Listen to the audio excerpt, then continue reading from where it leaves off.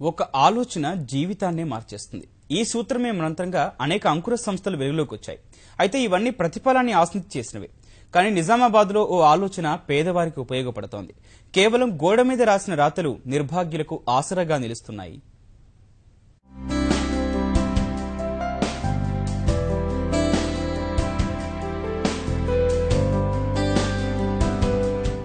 యాంత్రికమైన జీవన విధానంలో సాయం అన్న మాటకు తావు లేకుండా పోతోంది. మనిషికి మనిషి చేయూత అందించడం దాదాపుగా మర్చిపోయారు. అయితే అందరిలోనూ మానవత్వం ఉంటుంది. దాన్ని తట్టి లేపితే చాలు ఎంత పెద్ద సాయమైనా చేస్తుంటారు. నిజామాబాద్లో ఓ వ్యక్తి చేసిన ఆలోచన ఇప్పుడు మనిషిలో దాగి ఉన్న మానవత్వాన్ని బయటికి తీస్తోంది. సాటి మనిషికి సాయం చేసేలా ఆపన్నహస్తం అందిస్తోంది. సంపన్నులు ఏడాదిలో ఎన్ని దుస్తులైనా కొనగలరు. కానీ నిరుపేదలు ఏడాదికి ఒక జత కొన్నా గొప్పే. గొప్పవారి ఇంట్లో వృధాగా ఉన్న దుస్తులు ఓ ఆలోచనతో నిరుపేదలకు ఎంతగానో ఉపయోగపడుతున్నాయి.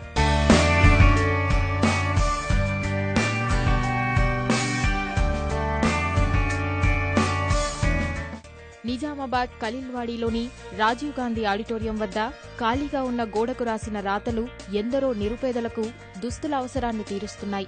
మీకు అవసరం లేని వస్తువులను ఇక్కడ ఉంచండి, అవసరమున్నవి తీసుకెళ్లండి అంటూ రాసిన రాతలు ఎందరినో ఆలోచింపజేస్తున్నాయి. ఆ రాతలు అందరి మనస్సును కదిలిస్తోంది. అప్పటి వరకు పాతవాటిని పడేసేవారు దుస్తులు, పుస్తకాలు, చెప్పులు, ఇతర వస్తువులు గోడ వద్ద పెట్టి వెళ్తున్నారు. ఈ కాన్సెప్ట్ చాలా బాగుందండి. ఇది చేసింది ఉన్నోళ్లకు బట్టలు పడేస్తుంటారు కదా, లేని వాళ్ళకు ఇది చాలా బాగుంది ఇవ్వడం. కానీ ఈ ఉన్నోళ్ళు ఇక్కడ పెట్టుకోవచ్చు, లేని వాళ్ళు తీసుకుని వెళ్ళిపోవచ్చు. ఇలా చాలా అందరు చేస్తుంటే బాగుంటుందండి. ఇది వారం కింద ఎవరో ఈ గోడ మీద రాయించారు. తెల్లారేసరికి కొందరు స్పందించారు. రోజులు గడిచే కొద్దీ అందరూ మానవతా దృక్పథంతో ఆ గోడకు దుస్తులు తగిలిస్తున్నారు. అవసరం ఉన్నవారు అక్కడ ఉన్న వాటిని తీసుకెళ్తున్నారు. చాలా మంది ఇంట్లో వృధాగా వస్తువులను తీసుకొచ్చి ఇక్కడ ఉంచుతున్నారు. చుట్టుపక్కల నిరుపేదలకు ఆ విషయం తెలిసి వారికి అవసరమున్న దుస్తులు, ఇతర వస్తువులు తీసుకెళ్తున్నారు. బట్టలు తీసుకొచ్చి చేస్తుండ్రు, అందరికి పనిచేస్తుంది. గరీబోళ్ళు తీసుకోపోతుండ్రు, పిచ్చగాళ్ళు తీసుకోపోతుండ్రు. ఎవరు పెట్టినరు ఏమో కానీ మంచి పెట్టినరు, అందరికి సహాయం అవుతుంది.